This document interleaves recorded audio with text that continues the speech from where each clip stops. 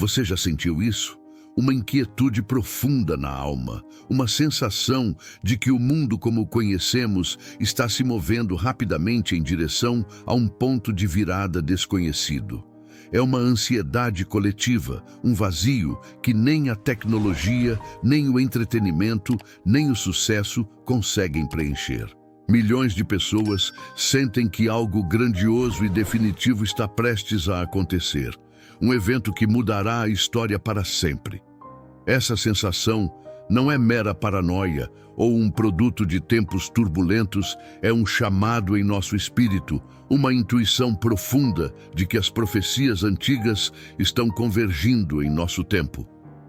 As Escrituras falam de um período assim, um tempo de dores de parto, onde a criação inteira geme, aguardando com expectativa a manifestação final. O que você sente não é um defeito, mas um chamado, um despertar para a realidade iminente. A Bíblia revela que este anseio por significado e resolução foi intencionalmente colocado em nós por Deus. Em Eclesiastes, lemos que ele pôs a eternidade no coração do homem. Esse vazio que sentimos é, na verdade, um espaço reservado para ele. Um lembrete constante de que fomos criados para algo muito maior do que esta existência terrena. E um sinal de que o plano divino de redenção está se aproximando de seu clímax. Hoje, vamos analisar a convergência de 7 profecias surpreendentes que a Bíblia aponta para os nossos dias. E fique até o final, porque o 7º sinal é o mais pessoal e revelador de todos, e mostra como você pode encontrar paz em meio a essa incerteza. Antes de mergulharmos no primeiro e surpreendente sinal, se esta mensagem já começou a ressoar com a inquietude em seu espírito e você deseja explorar as verdades profundas da Palavra de Deus, peço que se inscreva no canal e ative as notificações para não perder nada. O que estamos prestes a descobrir pode transformar completamente a sua perspectiva sobre o futuro. O primeiro sinal aparece em uma antiga profecia sobre o crescimento do conhecimento. Deus ordenou ao profeta Daniel que selasse aquelas palavras até o tempo do fim, porque só seriam plenamente compreendidas mais adiante. A profecia revela que, nesse período final, as pessoas correriam de um lado para o outro, buscando respostas, e o conhecimento humano se multiplicaria de forma impressionante, como está escrito em Daniel, capítulo 12, versículo 4.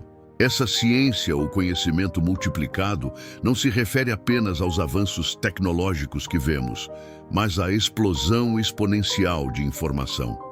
Este fenômeno tornou o conhecimento bíblico e profético acessível a qualquer pessoa, em qualquer lugar do mundo, de forma instantânea, algo que era simplesmente inimaginável para qualquer geração anterior à nossa. Isso nos conduz diretamente ao segundo sinal, a convergência digital da pregação.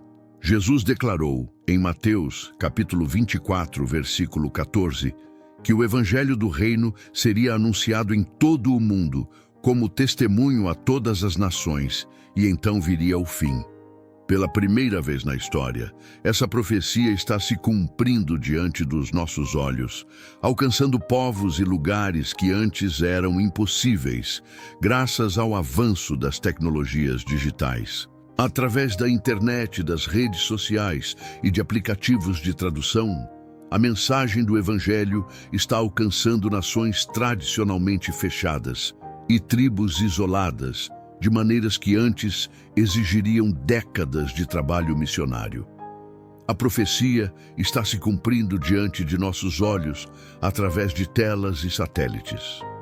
O terceiro sinal está codificado no cumprimento preciso das festas do Senhor, descritas no livro de Levítico. As 4 primeiras festas, conhecidas como as festas da primavera, foram cumpridas com uma exatidão matemática na primeira vinda de Cristo. A Páscoa, sua morte, os pães asmos, seu sepultamento sem pecado, as primícias, sua ressurreição e o Pentecostes, a vinda do Espírito Santo, ocorreram exatamente nos dias designados para essas festas, estabelecendo um padrão divino inegável e um selo de autenticidade na obra de Jesus.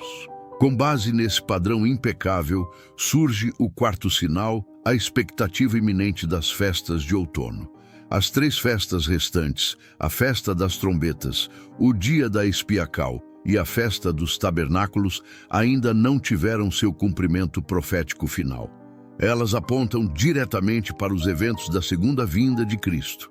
A festa das trombetas, ou Yom Teruah, é vista por muitos estudiosos como uma poderosa figura do arrebatamento, o grande ajuntamento do povo de Deus, o dia que, como diz a Escritura, ninguém sabe o dia nem a hora, mas cujo tempo se aproxima. O quinto sinal que vemos se intensificar drasticamente é a radicalização da moralidade. O mundo está perdendo suas zonas cinzentas. A linha entre a luz e as trevas, entre o certo e o errado segundo os padrões bíblicos, está se tornando cada vez mais nítida e definida. O apóstolo Paulo, em sua segunda carta a Timóteo, capítulo 3, descreveu perfeitamente os últimos dias como tempos em que os homens seriam amantes de si mesmos e mais amigos dos prazeres do que amigos de Deus, enquanto, ao mesmo tempo, os que desejam viver uma vida piedosa em Cristo sofreriam perseguição. Essa polarização é um sinal claro da separação do trigo e do joio. Em contraste com essa escuridão cada vez mais intensa, surge o sexto sinal, o despertar da noiva. No Apocalipse, capítulo 19, versículo 7, encontramos uma declaração poderosa. São chegadas as bodas do Cordeiro e a sua noiva já se preparou. Ao redor do mundo, um remanescente da igreja está despertando de um período de mornidão e conforto espiritual, retomando a vigilância, a santidade e a expectativa pela volta do Senhor. Há uma busca apaixonada por santidade, pureza e um relacionamento íntimo e verdadeiro com Jesus.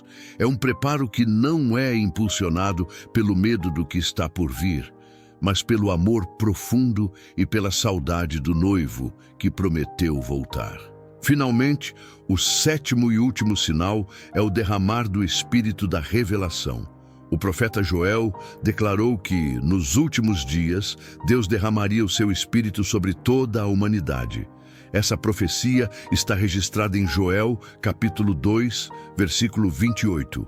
Isso não significa novas escrituras ou novas doutrinas, mas sim uma iluminação profunda da palavra que já foi revelada, trazendo clareza, discernimento e despertando corações para a verdade de Deus. É um entendimento profundo dos mistérios de Deus, uma clareza sobre o plano divino concedida pelo Espírito Santo àqueles que o buscam de todo o coração, preparando-os para compreender os tempos e saber o que fazer.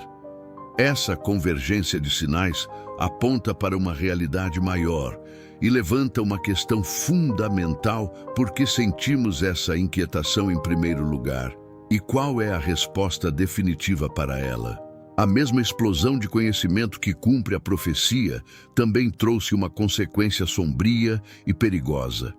A sabedoria humana, quando desprovida da sabedoria de Deus, gera uma arrogância sem precedentes.